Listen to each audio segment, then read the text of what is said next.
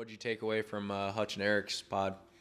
Anything that was Hutch is just a fan favorite, I guess. Yeah. I didn't realize how popular he was. He was actually commenting. I don't know if you looked at the TikTok that I posted of him. I don't think so yet. But he when I posted it right away, there was probably like 50 comments, and he went and commented back to like all of them. Nice. I was like, oh, that was like cool of him or whatever. And then just today, literally again, I opened up my phone and I'm like 20 new comments on TikTok. And I'm like, what the hell? He went back to the video again. Dang, and Hutch. all the new comments, he re-commented on everybody's. Okay. I was like re-following up. And I was like, oh, that was kind of cool. That was nice of him. Yeah. I mean, clearly he likes, Yeah. being with the fans or whatever. He's a man of the people. I had a lot of friends like compliment us on getting him. They're like, dude, that's awesome that you guys got him. Yeah. That is nice. Yeah. I mean, Hutch is such a guy that he's not even like a local. I mean, he's regional. Yeah. I mean, he's been, even a lot of people from Devil's Lake are like, oh, wow. They're like, yeah. Anybody in North Dakota knows who Hutch Johnson is, I would say. I mean, I would say maybe if you get really far west out to Minot, but like I feel like he's still, of his 80,000 followers, I would assume there's still a lot of them that are Minnesota, South Dakota. It cracked me up. Somebody in the comments was like, sorry. He had, of course, it's like an anonymous profile, fake, whatever. But he's like, sorry, Mr. Johnson. I only watch Mr. Wheeler. And there was like seven comments were like, this ain't it, bro. That's funny. People were coming to Hutch's defense. So, maybe we got to get Wheeler on. Dude, I know. That'd be the next guy. That'd be the next guy here. What about you? Did you take anything away out of it? They were good. I like the conversation with Eric. Eric's a good dude. Yeah. He's one of those guys that he's just so chill, and you can just ask him genuine questions and he'll give you real answers. Like, he's not hiding anything the way he does business. What's funny, what I've noticed about you, and I totally respect it. Me too. I'm more inclined to ask questions that are related to like my personal life. Things that maybe I can relate to. A question that you've asked almost every guest, and I think it's probably because you just recently went through it. You always ask them, you're like, what was that big life change about like getting out of a job, going into full time, or making the jump, starting a business, whatever it was.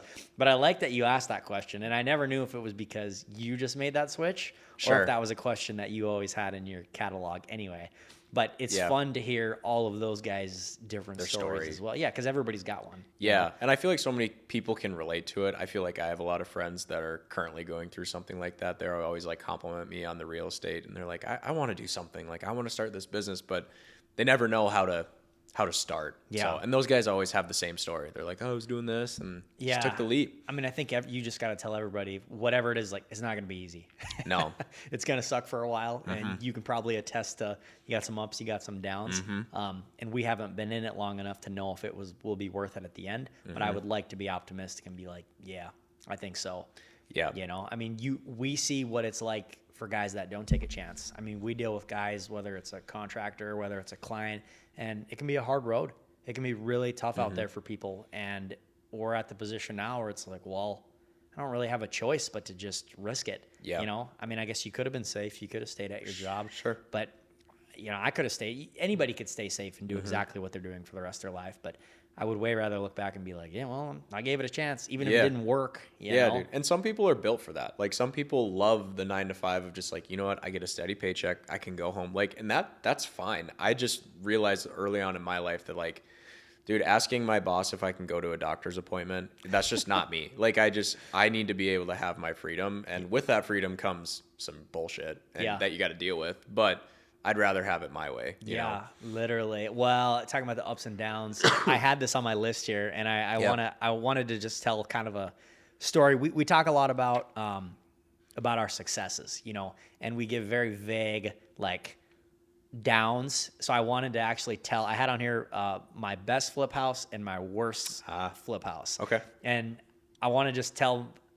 I don't think I've told it on the pod before, my Fergus Falls one, but I think you've told me about it. Yeah. But did I tell you about it? Go ahead. Yeah. We always tell everybody about the best projects we ever did. No, real estate's so great. And I flip all these houses, but I wanted to just tell my worst one. And then, cause I'm hoping I can tee it up for you having like your best one, Castleton. I want you to give an update on that. Sure. So flipping a house, I was on a roll and I always thought I was kind of king shit. I had done 5 or 6, 7, 8, 9, 10 of them. They had all worked. Everything went really good.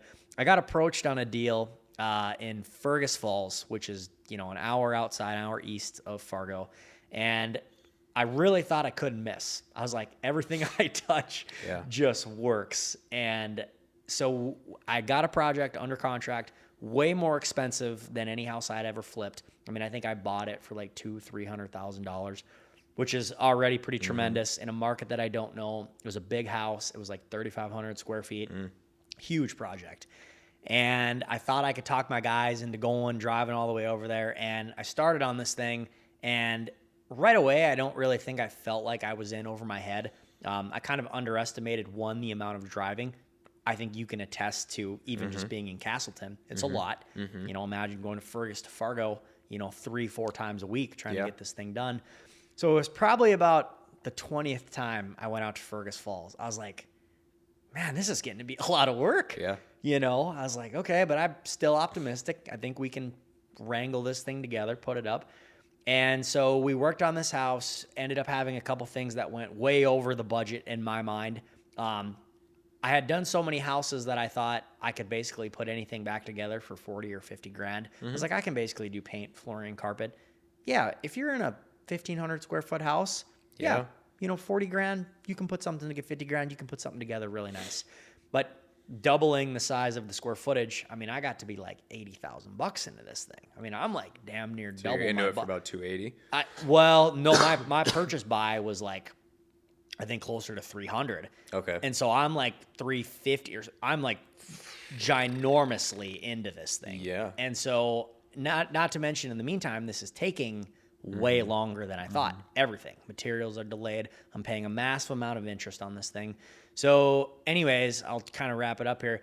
But I ended up listing the house for sale, thinking if I sold it at full price, I truly was like, yeah, I might make like 15 grand, which on a $400,000 investment, horrible. That's terrible. Yeah. And so this thing sat on the market for like 6 months, and I'm paying utilities, I'm paying taxes, I'm paying a massive amount of interest on this thing every month.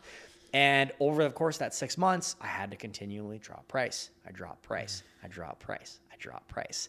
So we ended up getting way lower than what I realized, or way lower on my asking price than I realized. I paid another 6 months of holding cost.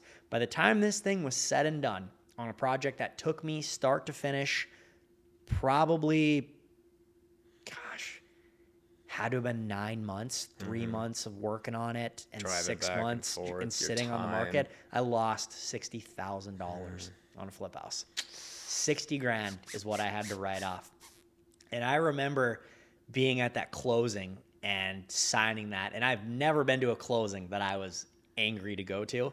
And I remember signing those papers being like, wow, I just took it. I just lost my ass. I just took it in the shorts. And that house has been like the best. I'm trying to look at it from a positive perspective now. I'm glad it happened then and I could recover and I had the money to eat it, because it taught me a lot. It taught me like, wow, I am not king shit. I can lose money on these projects. There are things that are out of my league. As much as I like to thought I knew everything and I could do everything, it has tremendously helped me moving forward to know what I can do and what I can't do. And I definitely I like telling that story, because it's easy for me and for us to be like, oh yeah, we just do deals and make money. Sure. There are experiences that you have to look at it. It's like, yep, well, I lost my butt. I did this. I shouldn't have done that. But you learned from it, and, you got to just take what you can. And so, no, I had been meaning to tell that story for a while. I think I told that to you before, but I want people to know that, we are real business people, too. There are things that happen that maybe some of it was out of my control. Maybe some of it was in my control. But at the end of the day, it is possible. So that was on the low side of things. Yeah. Things have looked up since then. That's been 2 years ago now. Nice. So I have recovered. Clearly, I'm still in business, barely sometimes, but we're making it. It teaches you to not be greedy. With me doing my first flip house, which we got it under contract, it's sold now, but it's not a home run. It's a good win, but it's easy to not want more all the time. But when you have a big loss like that, you realize any positive gain is a win, and you should just take it. And that's why you've probably reshaped your business plan a little bit to where you tell me all the time, if I can make 10 grand, 20 grand right off rip and not do anything, I take it. no matter what the upside is on the other side, like if I can make 60 grand or 70 grand, you're just kind of like, no, I take my win and I move on, because that 60 to 70 grand that you're absolutely going to win is not a guarantee. And you learn that. And I've exactly. You learned it firsthand. And I had to, but it's so hard though, because when you've never lost anything, or you've never been kicked in the teeth before. I don't lose, right? Yeah, I don't lose. Well, I'm just going to make it work. And it's like, oh, wow. Yeah, and like economic, you can't control that. You can't control what's going on in the world. Like, what if the market crashed in between that, when you were supposed to make 100 grand and now it crashed and now you're going to lose 100? So like, if you can take your 20 grand, take it, win, move on. And it is, but it's so hard though. It's so hard to move on. And anybody that's in business long enough will learn those things. But yeah, sometimes you got to take a kick in the teeth. And like I said, I'm glad something like that happened to me, where I was able to recover and learn from it. Because you and I have seen guys that have gone in all on something 10 times that size. And then when you lose, you're done. You know, I mean, we're sitting in a condo under a company that went under, and it's like, they probably thought at the time, we can't lose. And next thing you know, I mean, you lose. You do. Like, things can happen. So no, it's learning ups, it's learning downs, but yeah. So congratulations on getting your house under contract. Yeah, it's a good deal. You guys are working hard out on that thing. Yeah, I love the updates you're doing. Yeah. Like, and even the video updates, that's super fun. Yeah, I try to keep it new, keep it exciting. But yeah, it's been a lot of fun. Like you said, the driving back and forth is definitely, I'm like, wow, this is a lot. When you think that Castleton isn't far away, but when you do it 5 times a week, you're like, damn. Like, yeah. This is a lot of work. Sometimes probably multiple times a day. Absolutely. Yeah. So what's something that you could tell, like, have you learned anything on this thing? Maybe not even learned anything good. Like, what's something that came up that maybe you were like, damn, I wasn't expecting that. Like, crap, that kind of hit me. I didn't think about that. You know, you talked a little bit at the very beginning about like tools and maybe some stuff like that. Has there anything else that's popped up that you were I was going to kind of double down on that, like little things like that. And then just the like fixtures, appliances, like all that shit just adds up so fast. And then like, okay, we got to paint the basement. And you're like, well, I don't really want to spend 3 days of my own time painting the basement. I'm getting busy with the real estate side, you know, helping my clients. So I'm like, well, let's hire it. And then it's like, that's $1,500. And then you're like, well, hey, could you come in and fix that trim piece too? Another $400. You know, like, it just, you're like, dang, you look at the spreadsheet and you're just, wow, that adds up so fast. When looking at first glance, when the contractor sends you a quote, you're like, oh, that's not that bad. Like, that's not a big deal. Yeah, you're hired. And then you look at your spreadsheet and you're like, okay, we are getting down to there. We are spending our margin right now. It's inevitable. Like, no matter how hard or how good you think you are, something's going to come up that you're just not expecting. Yes. Or that you overlooked, or maybe that you just weren't anticipating at all, you know? And it is, and it's hard to try and determine how to factor that in. You know, how much, what percentage are you like, okay, well, we got to, you know, margin some for screw ups, but what if they're big screw ups, you know? I mean, what if there's a $10,000 fix you didn't think about? And yeah, it's hard. And that goes back to the point we were telling people when it's like, oh yeah, these guys are making, you made $30,000 or $40,000. Sure. Yeah, but it could have turned in a blink of an eye. Easily. I mean, you're seeing firsthand how fast you missed 2 or 3 things. Yeah. If you went into it thinking you were only going to make 20 grand, you might be negative in the span of 2 weeks. You know, something pops up or interest rates go up or, you know, who knows? Yeah. So, I mean, it's definitely, it's learning, and it's cool. It's cool to watch firsthand you guys do it, because it's like, that was literally me. You know? And to watch a guy do it on his own, it's kind of fun. And obviously being in real estate, I knew some of this, but I mean, yeah, you see these guys like, well, geez, you made 40, 50 grand. It's like, okay, yeah, on paper, that's what we made. But then was there a buyer's agent that we had to pay 3%? And then what about taxes? You're taxed on all of this. That 30 grand turns into 20 grand right away. Immediately. Capital, like it's not just like, oh, sweet, bought it for 200, sold it for 260. You're like, perfect, made 60. Okay, 10 grand to an agent. Okay, 15, 20 grand for taxes. You're like, wow, that 50 turned into 30 really fast. And then if you have a partner, then you split it. Okay, 15. You're like, yeah, man, 15 grand for, you know, months of work, whatever. I'm happy with my situation, but just in different situations, that can happen. Yeah, big time here. So no, well, good. Well, you'll have to make sure and give everybody a big update when it's done. Yeah, for sure. I want to bring the camera through, and I want to get you. Yeah, get some good videos. Kind of doing a final full walkthrough. We'll get you like Tarek on, what is it, Flip or Flop or whatever. Oh yeah. And get you a little HGTV special, you and Ryan. I would like that. Well, good. Well, on the lighter side of things, March Madness. Dude, I've been watching. Let's go. When does NDSU play? Right now. They're playing right now? They are currently playing right now. They're No playing way. Michigan State. Yeah. I'm excited. We'll have to watch that. Yeah, were they winning? I don't know. It like just started right when we hit the camera. It just started. Honestly. You were kind of hoping.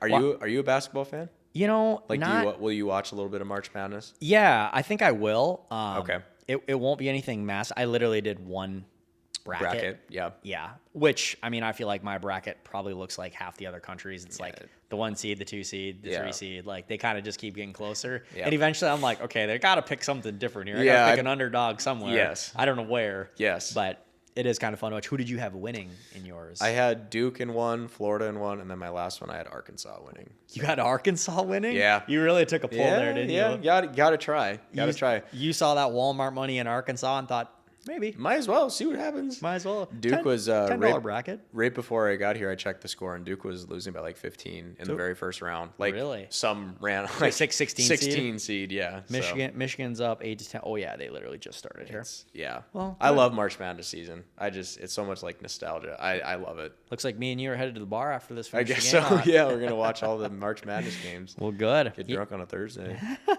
Yeah, it's almost Friday. Having this weather out here, it's crazy. I know. It's crazy how fast it turned. It was freezing on Monday, dude. It's storming this week. It was like negative 11 wind chill. Now it's 55. Yeah, like I went back out to start my vehicle like on Monday, and I was like, bro, this is horrible. There's nothing worse than the North Dakota when you're AC heat. Like, you don't know what to have on at any time. You're wearing a coat, but the air conditioning is on, and then the heat needs to go on later in the day. You get the sun up midday, and it's shining through your windshield, and you're kind of hot. Yeah. Like, you're like, dude, why am I, like, sweating right now? You're like, what is this? Yeah. And then you walk outside, and it's cold. You're like, what the hell is going on? Brutal. Where are you headed this weekend? I'm not going anywhere this weekend. No? No. That's a shock. What about you? Better to tell all the people. Ben's not going anywhere. Not going anywhere. Shocker. Are you going anywhere? Yeah, I'll run into Devil's Lake this weekend. Are you? Go say what's up. I got an aunt that drove all the way up from Texas. Texas? Yeah, see my grandparents. And I'm like, well, if they drove 21 hours, I You should drive probably, 3. Yeah, I can drive 2.5. Whole to get weekend there. or just for a day? I'll probably run down tomorrow, stay the night, probably come back Saturday at some point here. Okay. So, yeah, should be good. And then, exciting news. New flip house under contract. Oh, nice, yeah. We close next Friday. What do you mean? Oh, when you buy it. Okay, I buy I thought you it. like already sold it. No, like, no, shit. I buy it next Friday. Okay, where's that one at? So you know where Gateway Clearance Center is on University? Yep. What is the school back to the east of there? Is that Carl Ben? Nope, Carl No. Benz off 13th. Whatever elementary school that is, Okay. going back towards that way. The house nice actually faces, cute little house, dude. It's like a 60s Rambler, Ford foundation, steel siding. Right up Joseph's alley. Oh, everything that I could describe in a perfect flip house, it is it. What does it need? Basic cosmetics. Okay. Cosmetics. Nothing serious. No, nothing. I shouldn't say nothing serious. It's going to get a new electrical panel. Okay. And then it's probably going to get a new HVAC system. When I think of something serious, I think of like something that I have to do or something that I don't know how to do. Foundation or something. Yeah. Thankfully, I have phenomenal subs who will take care of everything. So Yeah. I would guess 3 weeks. We could have it burned and turned. That's fast. Yeah. Well, and it's in the perfect price range too. Dude, there's nothing on the market right now. No. You throw that thing up for $250,000. You got a cute 3-bed, 2-bath, 1-stall, fenced in yard across the street, Yep. updated. That thing's gonna be a hotcake out there. Tough to beat. Yeah. Yeah. So no, we'll make sure and I'll get you over there on that one too. So we'll keep everybody updated. I'll make sure and get a little Facebook saga going on with that one. Yeah. So yeah, keep the updates rolling. People Yeah. like that stuff. People like the series stuff. People like to follow along. you know? yeah, they do. It's fun. I like doing that too. I still haven't laughed quite as hard in quite a while as when you said the parts of Castleton. Oh. when you saw your project. Yeah. That has me dying. And What do you need today, Ben? Yeah. I'm like, how do you know me? by the way, what'd you pay for that house? Dude, small town. That's all I hear. I've been asked probably 6 times. Everybody what wants did to you know. pay for that house? I'm like, okay. I mean, come on. Do you really that's kind of my business, man. Yeah. Do you really need to know? Well, I was curious. Yeah. I won't tell anyone. Yeah, bullshit. it'll be on the Lord. Castleton community page. It'll literally be in the forum. Like, come on. I'm not going to tell you anything. I've been crying, dude. Yeah, no shame over there. Hey, Castleton, they're just interested. They want to know. They want to know what this big Fargo They do. hotshot's doing in their town. They do. They got to know. And if you notice on TikTok, people know the previous owner, and Yeah. I've like people are commenting like, oh, I know that house, or I had someone say I used to live in that house. Like my parents grew up there. And you're like, oh my gosh. Yeah, what the hell? Like, You're like, where are these people coming from? that's crazy. Yeah. I didn't see those. Yeah, Yeah. people lived there before. Yes. You know, Yes. my favorite part about something like that though is people that live there. It was like the very first time you did it, they're like something about looks like that ceiling could use a beam or something. They make some comment like Yeah. that about like how I'm like, brother, what are you talking about? You haven't been in this house for 30 years. Like, Yeah. pretty sure it's not the same condition as when you don't know what you're talking as when you about. lived here. I know it. Everybody's a construction expert on TikTok. Absolutely. Everyone knows what they're talking about. Me included here. Yeah. Well, I'm bummed you didn't get your cosmetology license. I thought for sure with the haircut Oh. that you were going to do that. Yeah. I thought yeah. so. No. Holding off? I thought about it, but no. Real estate's the life for you? Real estate's good for me. Yeah, maybe I'll start cutting hair later in life. Yeah. That's a side job. Well, good. Well, happy Thursday, and let's get to it.